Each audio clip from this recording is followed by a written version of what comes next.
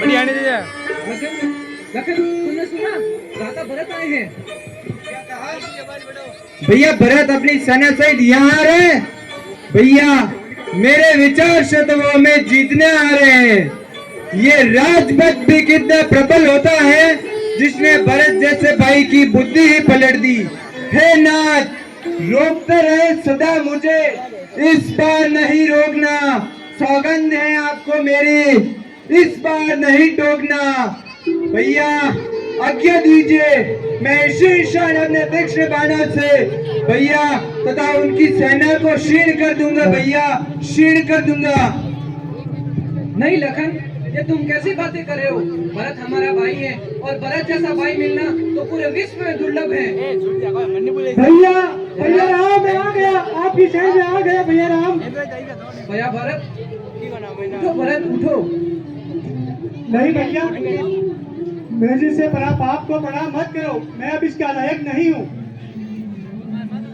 माते प्रणाम माते, मुझे क्षमा करें माते, आप सबकी दशा का कारण मैं ही हूँ। आप सबको इस दशा में देखकर अच्छा होता कि मुझे मृत्यु आ जाती माते, मृत्यु आ जाती।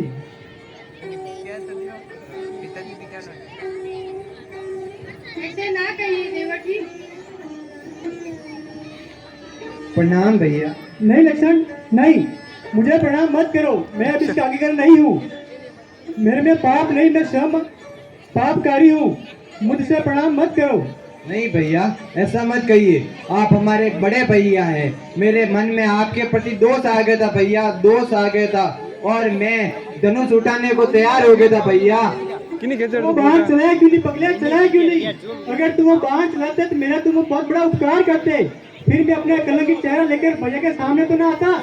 मेरी कुल जाति माता का करने का दंड मुझे को दिया गया भैया। नहीं भरत नहीं, मैं तुमसे ये अपेक्षा नहीं करता कि तुम माता कैकेयी के बारे में ऐसे अशुभ शब्द बोलो। मुझे क्षमा करो भैया, परिस्थिति ऐसी आ पड़ी कि मुझे ये बोलना पड़ा। परंतु तुम इस अवस्था में यहाँ क्यों आए भरत? अयोध्या में सब कुशल तो है? मेरी तीनों माताएं, व पिताश्री, व गुरुदेव। भैया राम बोलो भरत, पिताश्री। क्या हुआ पिताश्री को भरत? बोलो बोलो भरत, तुम्हारी ये चुप्पी मेरे हृदय की अधीरता को बढ़ा रही है भरत। आपका सत्य है भैया, पिताश्री हम सबको छोड़कर पांडवों से सिधार गए। क्या? भैया हम अनाथ हो गए भैया, हम अनाथ हो गए। हाँ लेकिन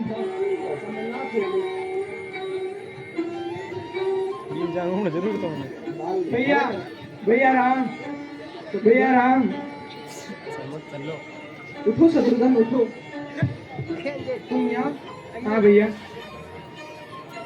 प्रणाम। आप प्रणाम भैया,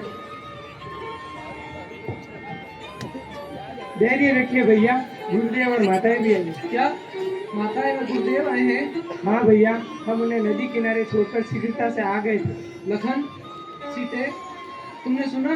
गुरुदेव और माताएं आई हैं।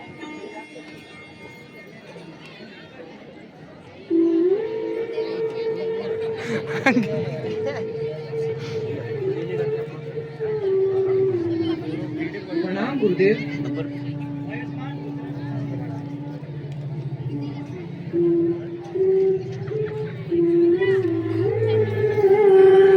प्रणाम माते। उठो पुत्र, मैं इस योग्य नहीं कि तुम मुझे प्रणाम करो। तुम्हारी यह दशा मेरे कारण ही हुई है। नहीं माते, इसका कारण तो काल, धर्म व विधि का विधान है, इसमें आपका कोई दोष नहीं है। प्रणाम माते।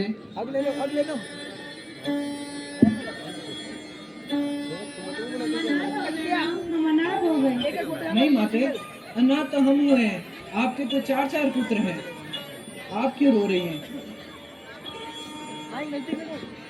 प्रणाम माते।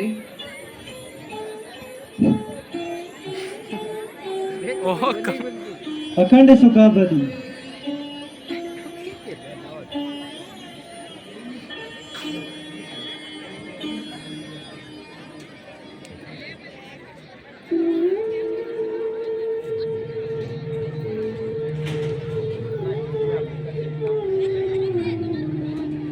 भैया अरे गुरुदेव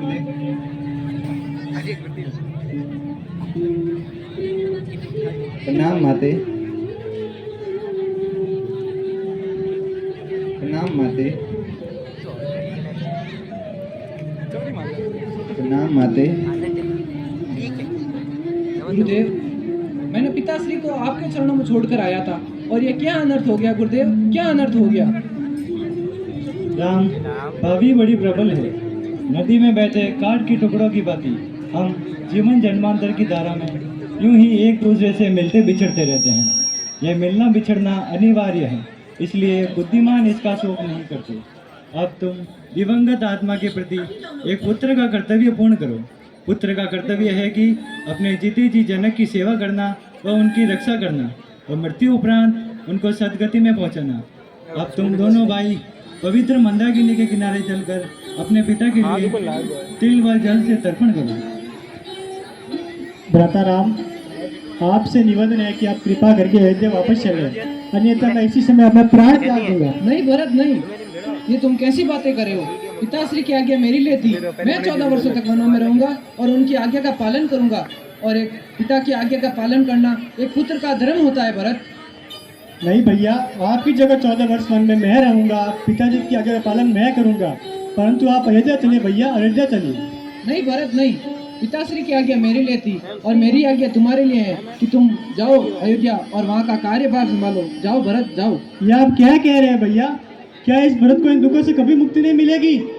गुरुदेव, आप ही समझाइए भैया को कि वो अयोध्या वापस चले।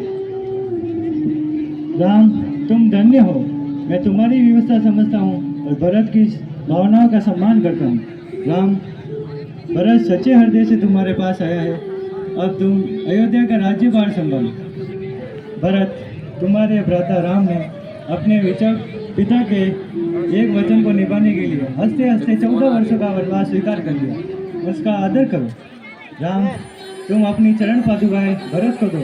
भरत, तुम रामचंद्र की चरण पादुकाएं ले जाकर अयोध्या के राज सिंहासन पर रखो और 14 वर्षों तक राज्यभार संभालो।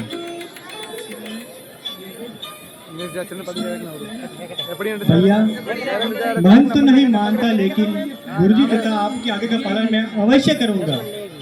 आपकी चरण पदों को लेकर मैं राज सिंहासन पर रखकर 14 वर्ष उनकी पूजा करूंगा।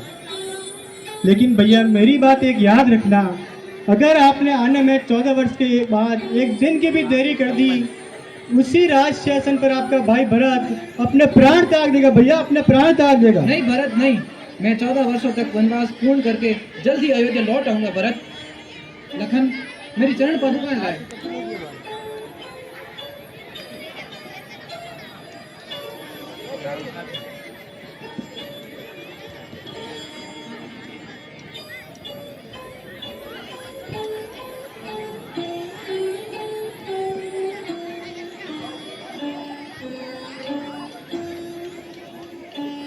उन्दी की चरण पादुका।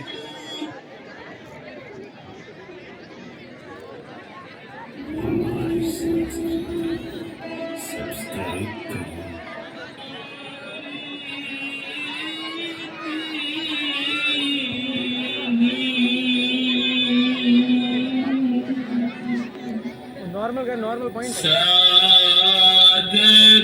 भारत शीश धरी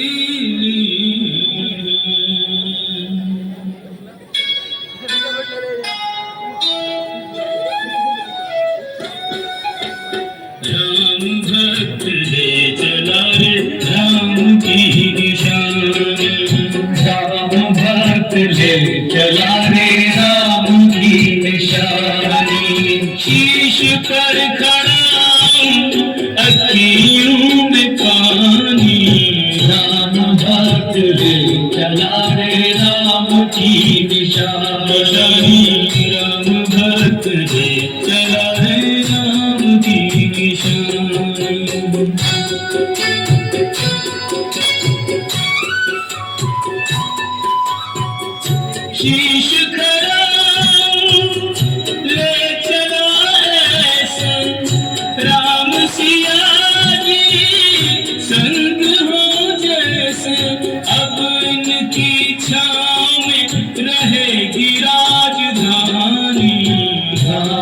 भक्त ले चला रे राम की निशानी राम भक्त ले चला रे राम की निशानी